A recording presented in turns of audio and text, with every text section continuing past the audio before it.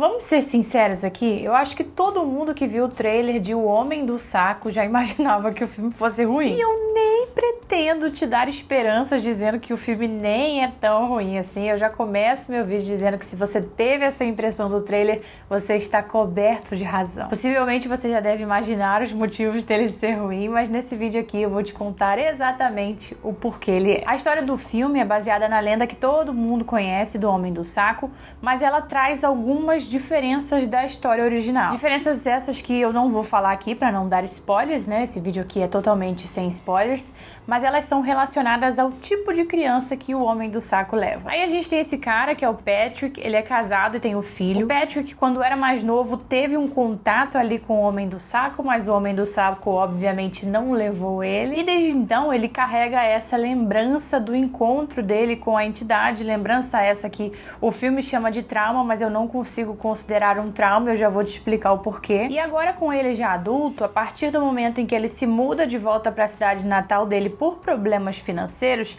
ele começa a ver coisas estranhas ali na casa dele, parece que tem alguém rondando a casa dele à noite, o que indica que a entidade voltou a perturbar ele e aparentemente está ameaçando levar o filho dele, já que não conseguiu levar ele quando era criança. Deixa eu começar falando então dos personagens para poder explicar para vocês por que eu não concordo com isso que o filme diz dele ter um trauma de infância. Vamos começar com o fato do personagem Patrick, que é o personagem principal, ter um total de 0 carisma. Dentro desse 0 carisma, a única coisa que ele aparenta é ser um cara que tá revoltado com a vida por causa dos problemas financeiros. Ele volta da cidade por causa desses problemas financeiros e ele é obrigado a trabalhar pro irmão dele, e isso deixa ele completamente revoltado. Então, a única coisa que o personagem consegue transmitir pra gente é que ele tá puto com aquela situação da vida dele, não que ele tem um trauma de infância. Ele ouve coisas estranhas, ele vê coisas estranhas na casa dele, mas em momento algum a gente associa isso a algum tipo de trauma, porque nem ele faz essa associação. Ah, mas é claro, Kate, ninguém a princípio pensa que tem alguma coisa sobrenatural acontecendo ali na casa dela.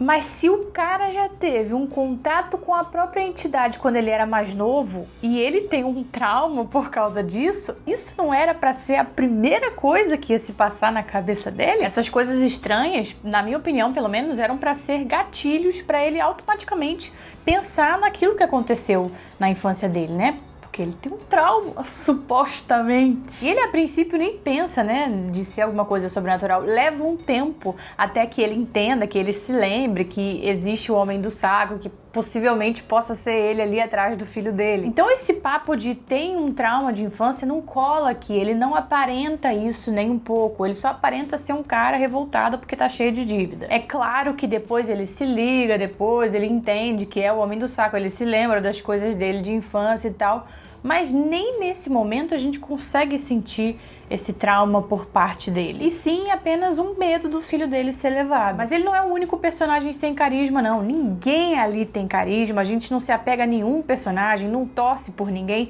No máximo a gente acha o menininho, o filho dele, fofinho, e é isso aí. Agora, personagem sem carisma é algo ruim em uma história de terror? É, porque o ideal é que a gente pelo menos crie empatia por eles, né? Pra ficar com medo deles morrerem e tal. Mas existem coisas que são mais importantes em uma história de terror, como por exemplo, as cenas de tensão e o sentimento que a presença da entidade causa em quem está assistindo o filme. Falando primeiro então sobre as cenas de tensão. Pense nas cenas de tensão mais repetitivas que você pode imaginar. A partir do momento em que o Homem do Saco começa de fato a tentar fazer alguma coisa com o filho do personagem principal, é uma sequência de quases. Quase que o Homem do Saco pegou o menino em tal lugar, mas não pegou. Quase que o Homem do Saco pegou o menino em determinado momento, mas não pegou. E essas cenas não são apenas repetitivas, mas também decepcionantes. E por quê? O filme já inicia mostrando pra gente um ataque do Homem do Saco, um ataque bem sucedido dele com uma outra criança. O filme coloca essa cena ali pra já começar empolgando a gente, mostrando pra gente a força da entidade,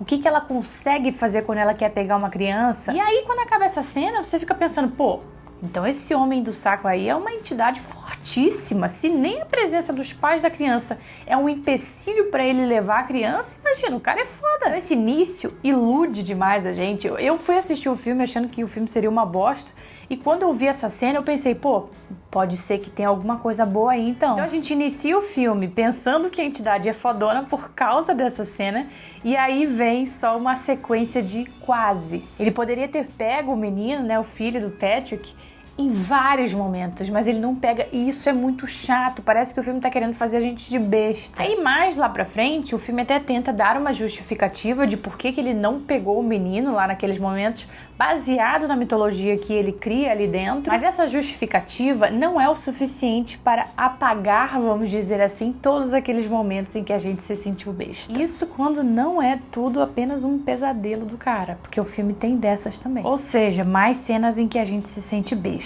Agora, falando sobre a criatura em si. A criatura é obviamente sobrenatural, mas da forma que ela age, às vezes não parece. Começando, na verdade, pela aparência dele, né, que não parece um ser sobrenatural assim, uma entidade maligna, mas também pela forma como ele age. Se eu não soubesse que esse é um filme que retrata a lenda do Homem do Saco, eu diria que é simplesmente um filme de um cara tentando sequestrar crianças de uma forma inusitada. Ele não tem a presença de uma entidade sobrenatural maligna, sabe? Ele obviamente parece uma ameaça, é claro, mas ele não tem aquela presença de entidade maligna. Logo, ele não dá medo nenhum, obviamente. A presença dele ali na cena não adiciona em nada nos momentos de tensão. Principalmente mais lá pra frente do filme, que a gente já tá de saco cheio de ver ele quase pegando o menino. E pra não dizer que o filme não tem nenhuma surpresa, mais lá pra frente, né, mais lá pro final, ele traz uma pequena reviravolta ali que é totalmente previsível, é bem capaz de você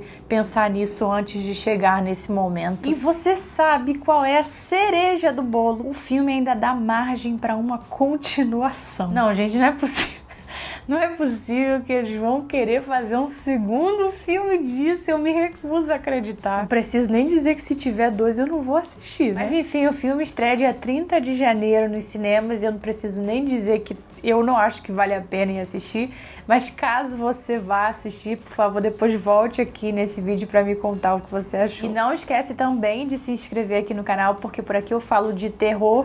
E se você gosta de terror, você está no lugar certíssimo. Beijinhos e até a próxima.